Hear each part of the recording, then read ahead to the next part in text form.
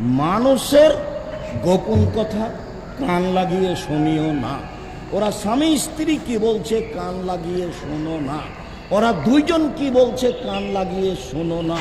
মানুষের গোপন কথা কান লাগিয়ে শোনা মহাপাপ। যার কারণে রাসূল সাল্লাল্লাহু আলাইহি ওয়াসাল্লাম বলেছেন, দেখো তোমরা তিনজন সফরে গেলে দুইজন ভিন্ন হয়ে কথা বলো না, নইলে তৃতীয় জন বলবে মনে হয় আমার কথাই বলছে, মনে হয় আমার কথাই বলছে।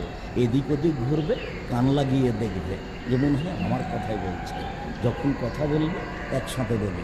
রাসূল সাল্লাল্লাহু আলাইহি সাল্লাম বলেন, যারা মানুষের গোপন কথা শুনে বিচারের মাঠে তাদের কানে সীসা গলিয়ে ঢেলে দেওয়া হবে, জাহান্নামের আগুনে গলিয়ে তার কানে ঢেলে দেওয়া হবে।